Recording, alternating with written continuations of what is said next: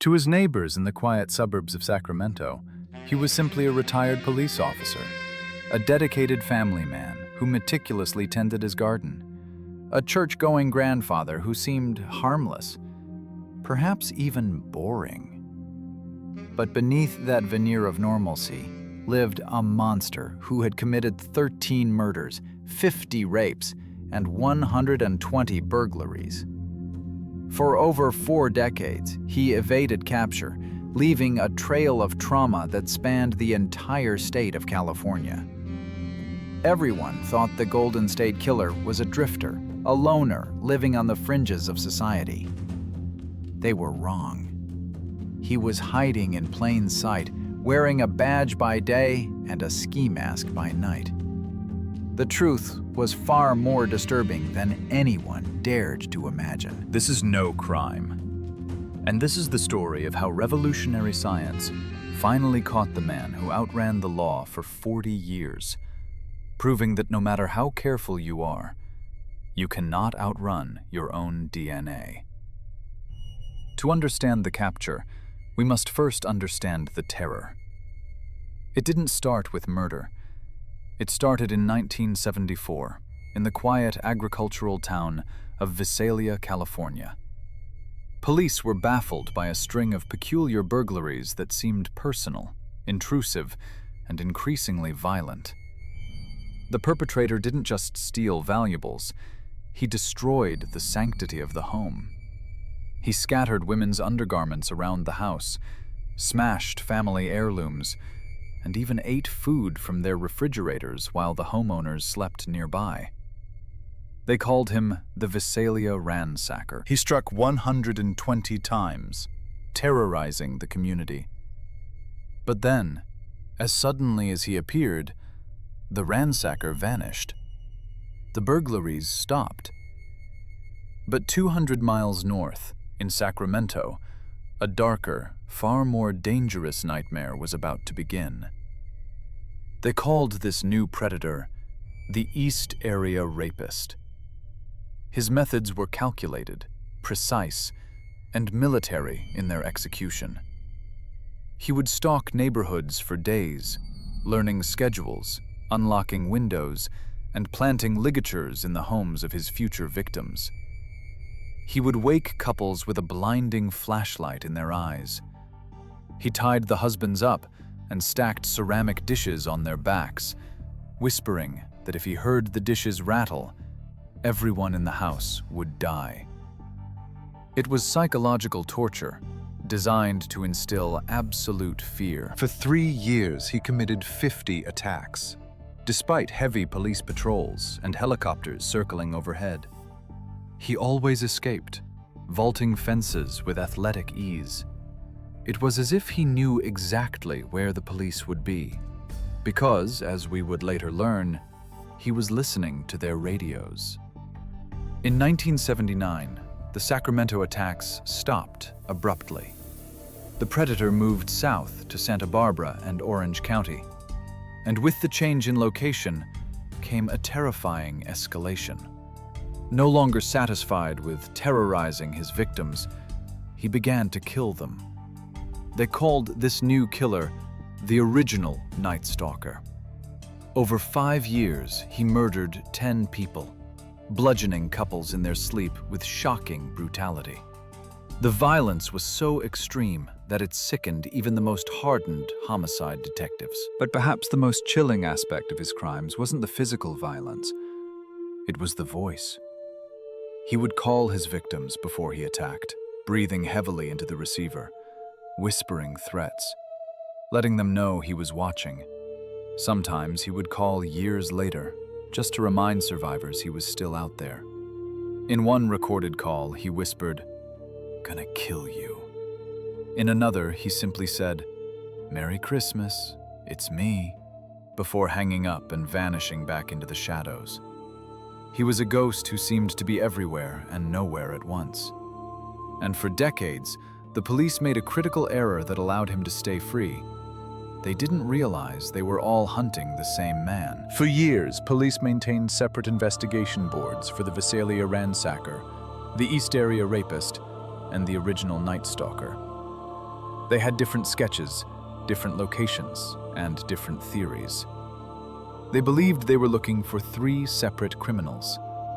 But in 2001, technology finally caught up with history. DNA testing proved that the biological evidence from the rape scenes in Sacramento matched the murder scenes in Southern California. The 3 faces of evil morphed into one. It was a breakthrough, but it was also a curse. They knew the crimes were linked, but they still didn't have a name. His DNA profile was uploaded to the National Criminal Database, CODIS, but it matched no one. Because he had never been arrested for a felony, he wasn't in the system. He was a ghost.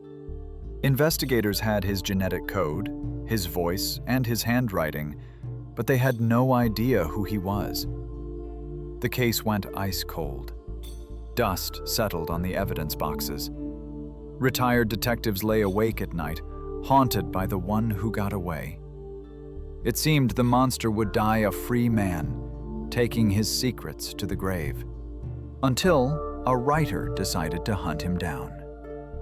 Enter Michelle McNamara, a true crime writer who became obsessed with the case. She spent her nights scouring old police reports, connecting dots the detectives had missed, and searching for a ghost in the data. She coined a new name for him, the Golden State Killer. Her book, I'll Be Gone in the Dark, reignited public interest and put pressure on law enforcement. Tragically, Michelle passed away before she could see the end of the story, but her work kept the flame of justice alive. Inspired by the renewed attention, investigator Paul Holes decided to try something radical.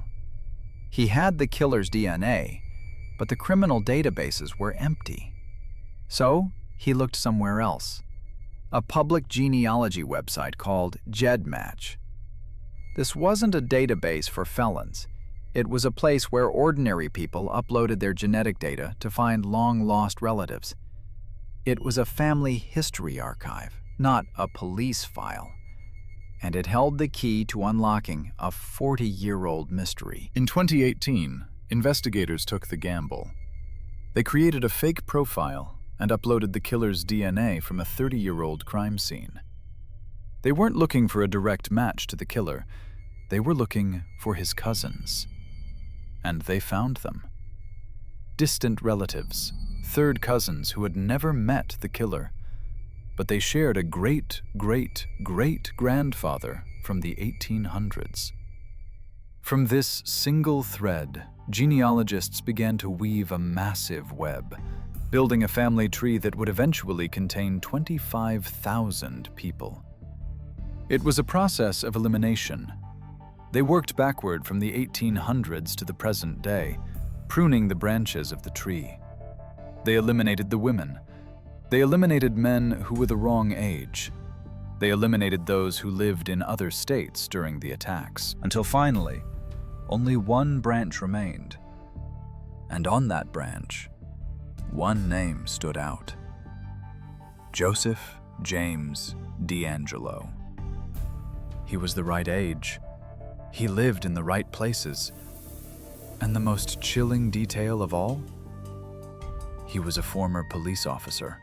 The pieces fit together with terrifying precision. While detectives were hunting the East Area rapist in the 70s, the rapist was patrolling the streets in a uniform, listening to their strategies and using his badge to gain trust. The monster had been one of them. But a name on a family tree isn't enough for a conviction. They couldn't arrest a 72-year-old grandfather based on a genealogy hunch. To prove he was the Golden State Killer, they needed his DNA, and they had to get it without him knowing. Surveillance teams descended on his quiet suburban neighborhood. They watched him mow his lawn. They watched him drive to the grocery store. They watched him go to Hobby Lobby. They were waiting for him to make a single mistake, to discard something that contained his genetic code. And then it happened. While running errands, DeAngelo wiped the handle of his car door with a tissue. He thought he was being careful, cleaning up behind himself. But he missed a spot. Or perhaps he simply threw the tissue in a public trash can. The sample was rushed to the lab. Scientists worked frantically to extract the DNA and compare it to the evidence from the murders. The result came back as a direct hit. It was a perfect match. The ghost finally had a name. On April 24, 2018, police surrounded his home. When D'Angelo walked out onto his porch, he wasn't the athletic predator who jumped fences. He was a confused, frail old man. As they cuffed him, his only concern was mundane. He muttered, "I have a roast in the oven." It was the banality of evil in its purest form. The man who had terrorized an entire state was worried about his dinner. But for the victims who had waited 40 years, his dinner plans were canceled forever. In court, D'Angelo tried to play the part of a senile elder, sitting in a wheelchair with his mouth gaping open. But the survivors weren't fooled. They stood up, one by one, and faced their tormentor. They looked him in the eye and reclaimed their power. One victim told him, "You are not a monster. You are just a man, and you got caught." D'Angelo pleaded guilty to 13 murders and admitted to dozens of rapes. He was sentenced to life in prison without the possibility of parole. The Golden State Killer will die in a cage, stripped of his power and his secrets. But the legacy of this case goes far beyond his capture.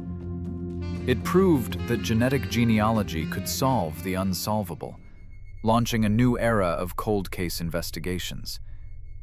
Justice sometimes waits decades, but as Joseph James D'Angelo learned, the truth never truly disappears. It just waits for science to catch up. The Golden State Killer isn't the only monster hiding in a family tree, and I'm here to help you know how they were caught. If you want to see more cases where persistence and technology brought killers to justice, make sure to subscribe. We are exposing the truth behind crime, one case at a time.